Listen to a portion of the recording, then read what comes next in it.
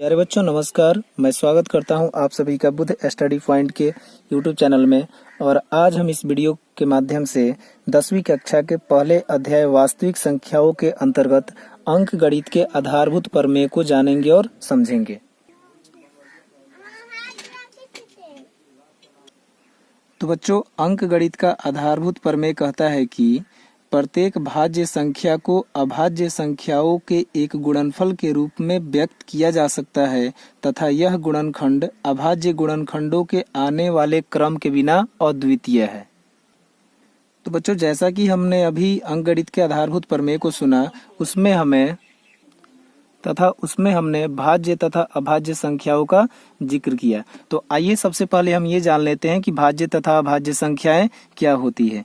तो अगर भाज्य संख्याओं की बात करें तो वैसी संख्याएं जो एक तथा स्वयं के अलावे अन्य संख्या से भी विभाज्य होती है, जैसे कि 4, 9, 12, 25।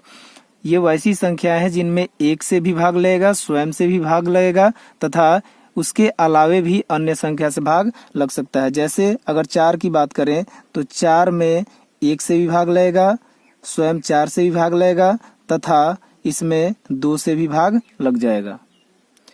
अब इसके अपोजिट होती है अभाज्य संख्याएं।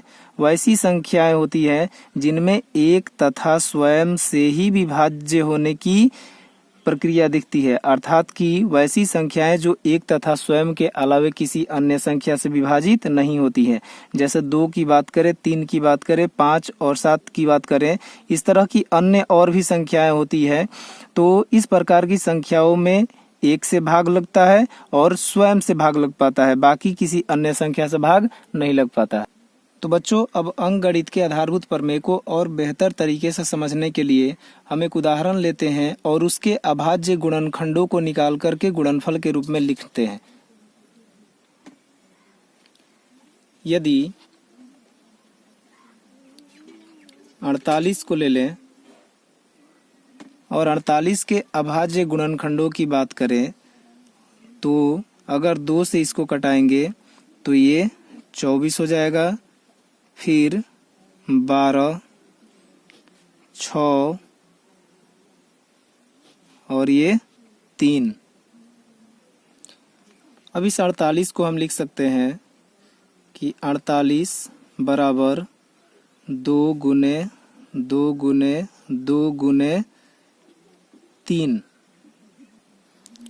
अब आप जो इन गुणनखंडों को देख रहे हैं 2, 2, 2, 3, ये सभी हमारी अभाज्य संख्याएं हैं और इन्हीं अभाज्य संख्याओं को लेकर के हमने अभाज्य गुणनखंड बना करके अभाज्य गुणनफल के रूप में 48 को लिखा है। इसको हम इस प्रकार से भी लिख सकते हैं कि आप यहाँ पे देख रहे हैं कि 1, 2, 3, 4, 2 की संख्या 4 है तो हम 2 का पावर 4 और गुने 3 भी इसको लिख सकते हैं। और यही हमारा अंक गणित का आधारभूत प्रमेय है कि हमने देखा कि 48 यहाँ पर एक भाज्य संख्या है और इसको जब हमने तोड़ा तो ये जितने भी गुणनखंड प्राप्त हुए ये सभी अभाज्य संख्याएं हैं और इन्हीं के गुणनफल के रूप में हमने 48 को लिखा है। तो बच्चों, इस अंक गणित के आधारभूत प्रमेय के आधार पर हमें महत्तम तथा लघुत्तम से संबंधित प्रश्नों को हल करना है। तो आइए अब जानते हैं कि महत्तम तथा लघुत्तम होते क्या है। तो सबसे पहले हम महत्तम को जानेंगे और महत्तम की बात करें बच्चों तो 2 या 2 से अधिक संख्याओं का महत्तम वैसी बड़ी से बड़ी संख्या है जो उनमें से प्रत्येक को पूरा पूरा विभाजित करती है। दूसरे शब्दों में हम इसको इस प्रकार से भी कह सकते हैं कि 2 या 2 से अधिक संख्याओं का महत्तम उनमें सर्वनिष्ठ अभाज्य गुणनखंडों में प्रत्येक के सबसे छोटे घात का गुणनफल होता है। अब यदि 2 संख्याएं हमें मिले जिनका HCF और LCM ज्ञात करना हो, या पहले हम HCF की ही बात करें तो यदि मान लें कि कोई 2 संख्याएं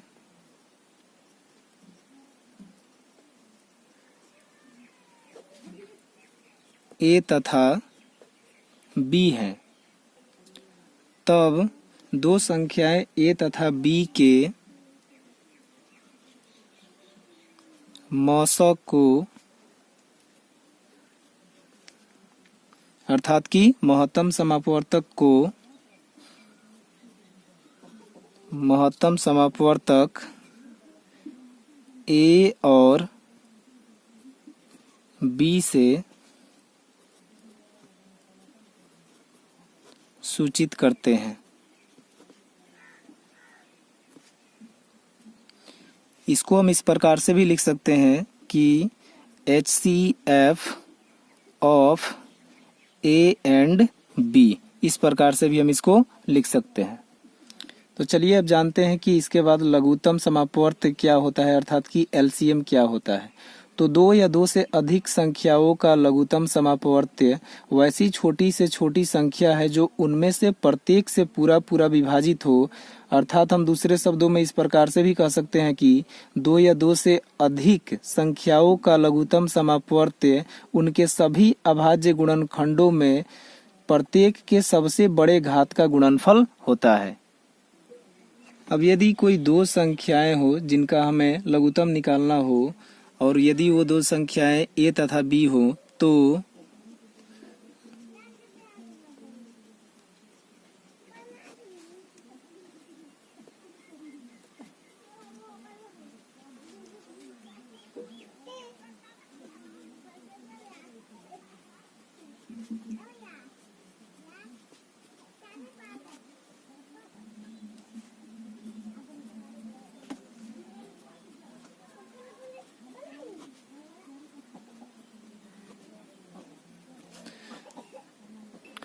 तो मौसा के ही जैसा यदि दो संख्याएं ए तथा बी हो तो उनके लसा को हम लसा ए और बी अर्थात कि लघुत्तम समापवर्तक ए और बी इस तरह से लिख सकते हैं। इसको हम इस प्रकार से भी लिख सकते हैं कि LCM of A and B, इस प्रकार से भी इसको हम सूचित कर सकते हैं। तो बच्चों अब इस अंक गणित के आधारभूत प्रमेय को और बेहतर तरीके से समझने के लिए हम एक उदाहरण लेते हैं। और उदाहरण में जैसा कि आप देख पा रहे हैं कि अभाज्य गुणनखंड विधि द्वारा 90 तथा 144 का महत्तम समापवर्तक तथा लघुत्तम समापवर्तक ज्ञात करें। तो बच्चों हम इसके सॉल्यूशन में क्या लिख सकते हैं कि सबसे पहले तो हमें इन दोनों संख्याओं का अभाज्य गुणनखंड ज्ञात करना है। तो अगर 90 की बात करें तो हम 90 को अगर कटाएं तो ये 2 से 45 बार में कटेगा, फिर 3 से 15 बार में कटेगा और फिर 3 से ये 5 बार में कटेगा। इसके बाद अगर 144 की बात करें तो 144 2 से ये हो जाएगा 72, फिर 2 से 36 बार में, फिर 2 से 18 बार में, पुनः 2 से ये 9 हो जाएगा और उसके बाद 3 से ये 3 हो जाएगा। तो अब हम 90 को लिख सकते हैं कि 90 बराबर 2 गुने 3 गुने 3 गुने 5। इसको हम इस प्रकार से भी लिख सकते हैं कि 2 गुने, यहाँ पे 2 3 है तो हम 3 का वर्ग और गुने 5 लिख सकते हैं। उसके बाद 144 की अगर बात करें तो 144 को लिख सकते हैं 2 गुने 2 गुने 2 गुने 2 गुने 3 गुने 3 बराबर, अब यहाँ 4 2 है और 2 3 है तो इसके लिए हम इस प्रकार भी लिख सकते हैं कि 2 का पावर 4 गुने 3 का पावर 2। तो अब इन दोनों संख्याओं की अगर मौसा की बात करें अर्थात कि महत्तम की बात करें जिसको हम HCF भी कहते हैं, तो मौसा 90 और 144 की अगर बात करें तो मौसा के परिभाषा में हमने ये देखा कि मौसा दो या दो से अधिक संख्याओं का महत्तम समापवर्तक उनमें सर्वनिष्ठ अभाज्य गुणनखंडों में प्रत्येक के सबसे छोटे घात का गुणनफल होता है। सर्वनिष्ठ का मतलब होता है जो दोनों में, अर्थात कि अगर जितनी भी संख्याएं दी हुई हो उनमें सम्मिलित हो। तो यहाँ पे 90 और 144 के अभाज्य गुणनखंड की बात करें तो यहाँ पे देख रहे हैं 2 इसमें है, 2 इसमें भी है, 3 इसमें है, 3 इसमें भी है। तो अब इसमें हमें सबसे छोटी घात को देखनी है। तो चूंकि 2 यहाँ भी है और 2 यहाँ 144 में भी है तो यहाँ पर 2 की घात 1 है और यहाँ पे 2 की घात 4 है, तो हम इस छोटी घात वाले 2 को यहाँ पर रख लेंगे, 2 की घात 1। उसके बाद में अब देख रहे हैं कि क्या क्या दोनों में शामिल है। तो यहाँ 3 है तो यहाँ भी 3 है। सर्वनिष्ठ का मतलब होता है कि जो दोनों में शामिल हो या जो भी दिया गया हो सब में शामिल हो। तो यहाँ 3 यहाँ भी है और 3 यहाँ भी है। अब इनमें अगर छोटी घात की बात करें तो चूंकि दोनों की घात बराबर है तो हम यहाँ पे 3 का पावर 2 लिख लेंगे। अगर यहाँ पे 3 का पावर 4 हो जाता या 5 हो जाता और यहाँ पे 3 का पावर 2 ही होता तो हम यहाँ पे 3 का पावर 2 ही लेते, क्योंकि हमें छोटी घात वाली सर्वनिष्ठ संख्या से मतलब है। तो अब इसको हम क्या लिख सकते हैं कि 2 गुने ये 3 का 2 बार गुना होगा तो हो जाएगा 9 और ये हो जाएगा 9 दूना 18,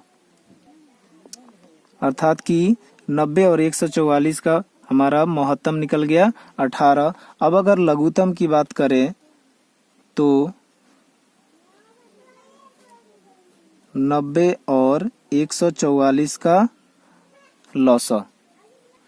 तो लघुत्तम के लिए हमें महत्तम के अपोजिट काम करना है। इसमें हमने छोटी घात वाले गुणनखंड को शामिल किया, लेकिन अब लघुत्तम में हम बड़ी घात वाले गुणनखंड को शामिल करेंगे। तो यहाँ 2 का पावर 1 है, यहाँ 2 का पावर 4 है, दोनों में 2 का पावर 4 बड़ा है तो हम 2 का पावर 4 लिख लेंगे। उसके बाद में 3 की बात करें तो दोनों में 3 का पावर 2 ही है तो इसे भी हम यहाँ पे शामिल कर लेंगे। और उसके बाद में 5 की बात करें तो 5 उभयनिष्ठ नहीं है, फिर भी हम लघुत्तम में इसको रखेंगे, तो ये 5 हो गया।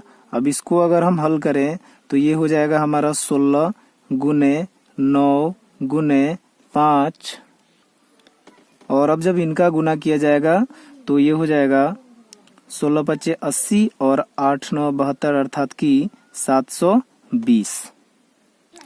तो बच्चों अब इसके बाद हम महत्तम तथा लघुत्तम के बीच के संबंध को जानेंगे। तो महत्तम तथा लघुत्तम अर्थात कि HCF तथा LCM के बीच के संबंध के लिए अगर बात करें कि दो संख्याएं A तथा B हो तो उनके लिए उन दोनों संख्याओं का महत्तम अर्थात कि HCF और लघुत्तम यानी कि LCM उनका गुणनफल दोनों संख्याओं के गुणनफल के बराबर होता है। और यही इनके बीच का संबंध भी है कि दो संख्याओं का लघुत्तम तथा महत्तम उन दोनों संख्याओं के गुणनफल जो होते हैं HCF और LCM के गुणनफल के बराबर होते हैं। जैसे कि आप देख रहे हैं कि HCF गुने LCM बराबर A गुने B।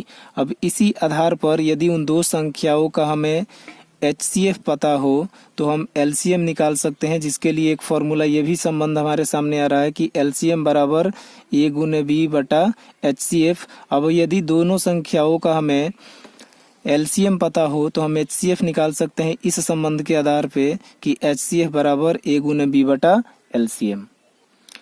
तो बच्चों अब चलते हैं प्रश्नावली 1.2 की तरफ और पहले सवाल को देखें। तो पहला सवाल है कि निम्नलिखित संख्याओं के अभाज्य गुणनखंडों के गुणनफल के रूप में व्यक्त कीजिए, जिसमें आपका पहला है 140, दूसरा 156, तीसरा 3825, चौथा 5005 और पांचवा 7429। तो अभी यहाँ पे हमें इन संख्याओं को सिर्फ अभाज्य गुणनखंडों के गुणनफल के रूप में लिख देना है। तो पहला हमारा है 140। तो 140 को जब आप कटाएंगे तो ये 2 से हो जाएगा 70, पुनः 2 से 35, उसके बाद में ये हो जाएगा 5 से 7 और 7 से हो जाएगा ये एक बार में। तो अब 140 को हम क्या लिख सकते हैं कि अब 140 बराबर इन सभी को गुणनफल के रूप में लिखेंगे तो 2 गुने 5 गुने 7। इसको हम अब यहाँ पे देख रहे हैं कि 2 जो है 2 बार है इसमें, तो हम 2 का पावर 2 गुने 5 गुने 7 लिख सकते हैं और यही हमारा इस प्रश्न का आंसर है। इसके बाद दूसरे क्वेश्चन की बात करें, पहले क्वेश्चन का जो रोमन में दूसरा क्वेश्चन है उसकी, तो 156 है। अब 156 के अभाज्य गुणनखंड निकालने के लिए हम इसको भी कटाएंगे। तो ये 2 से कटेगा, 2 सत्ते 14 और 2 अठे 16, 78 बार में। पुनः 2 से ये कटेगा, ये 39 बार में। पुनः अब ये 3 से कटेगा 13 बार में, और 13 से ये 1 बार में। तो अब 156 को हम लिख सकते हैं कि अब 156 बराबर, इन सभी को हम गुणनफल के रूप में लिखेंगे तो हो जाएगा 2 गुने 2 गुने 3 गुने 13। अब यहाँ पर फिर देख रहे हैं कि 2 जो है 2 बार दिख रहा है, तो हम 2 का वर्ग लिख सकते हैं गुने 3 गुने 13। तो बच्चों, इसी कॉन्सेप्ट के आधार पर आपको प्रश्न संख्या 1 के रोमन के तीसरे, चौथे और 5वें क्वेश्चन को खुद से हल करना है, ताकि इस कॉन्सेप्ट पे आपकी पकड़ और बेहतर हो जाए। अब चलते हैं इस प्रश्नावली के दूसरे प्रश्न की तरफ। और दूसरा प्रश्न कहता है कि पूर्णांकों के निम्नलिखित युग्मों के HCF और LCM ज्ञात कीजिए तथा इसकी जांच कीजिए कि दो संख्याओं का गुणनफल बराबर HCF गुने LCM है। तो 2 नंबर में रोमन के पहले सवाल की अगर बात करें तो यहाँ पे दिया है कि 26 और 91 का हमको HCF तथा LCM ज्ञात करना है तथा इसकी जांच भी करनी है। तो हम लिख सकते हैं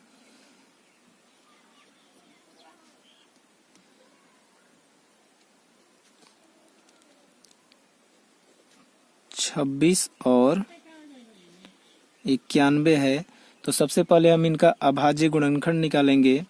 तो 26 की अगर बात करें तो 2 से ये जाएगा आपका 13 बार में, पुनः 13 से ये 1 बार में कट जाएगा।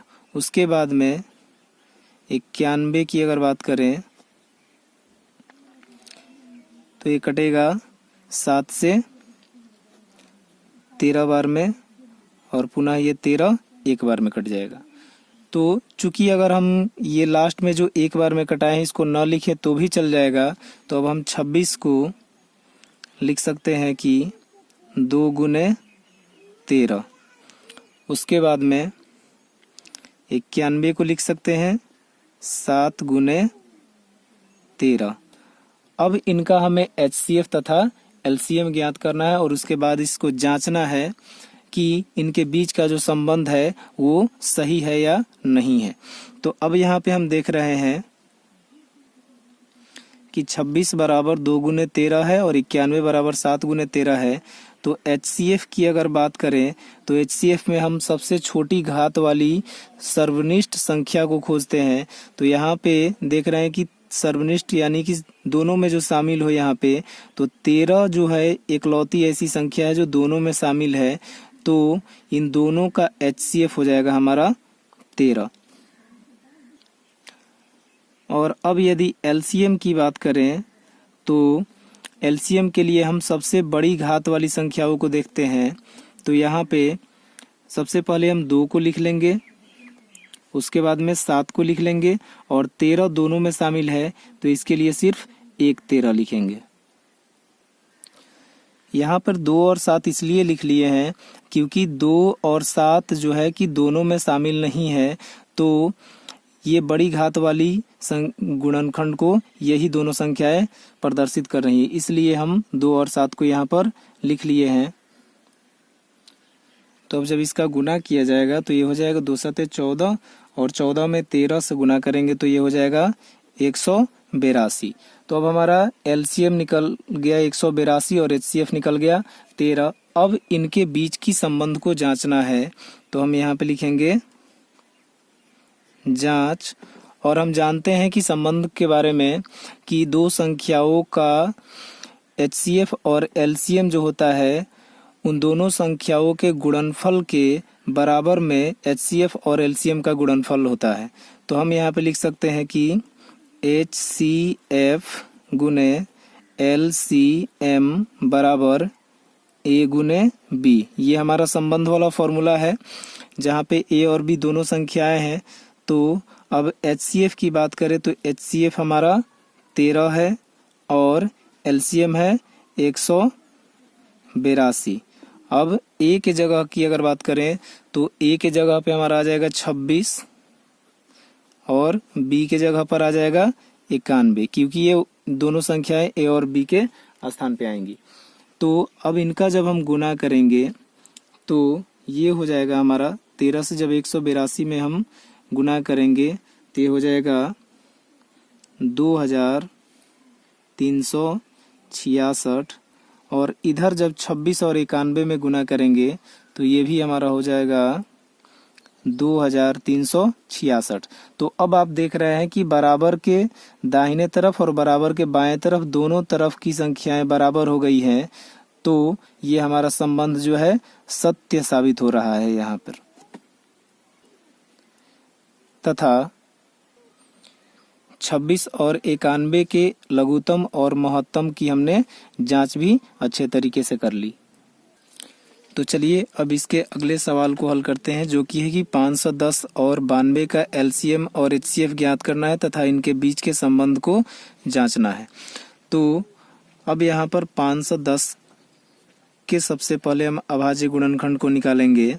तो 510 को जब कटाएंगे तो ये 2 से 255 हो जाएगा, 3 से ये 85 हो जाएगा, और उसके बाद में 5 से 17 बार में, और ये 17 से 1 बार में।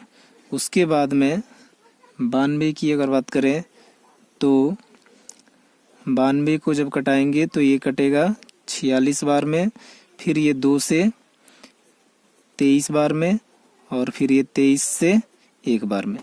तो अब हम 510 बराबर लिख सकते हैं, आप यहाँ पे देख रहे हैं इन सभी अभाज्य गुणनखंडों को हम यहाँ पे अब उतारेंगे।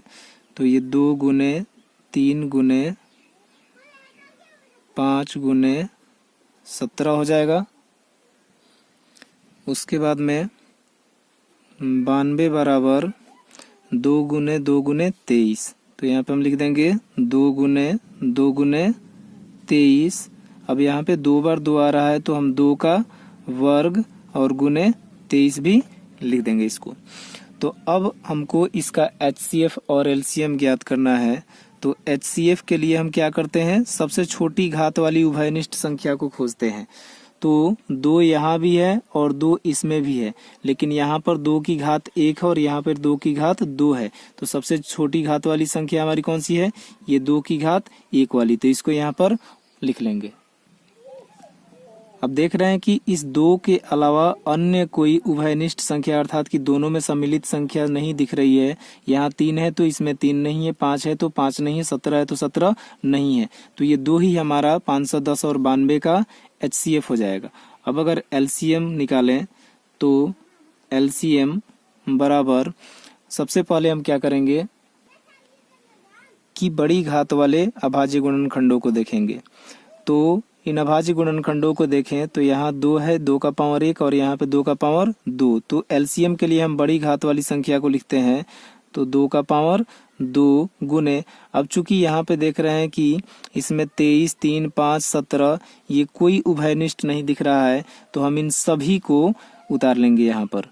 तो 3 गुने 5 गुना 17 गुने 23। अब इसको जब हल करेंगे तो ये हमारा हो जाएगा, ये 2 गुने 2 अर्थात कि 4 गुने 3 गुने 5 गुने 17 गुने 23। अब इन सभी का जब गुना करेंगे तो ये हो जाएगा 23,460। अब इसकी जांच करनी है हमें, तो क्या लिखेंगे, जांच, और उसके बाद में जांच के लिए संबंध का फॉर्मूला हम क्या जानते हैं कि HCF गुने LCM बराबर A गुने B।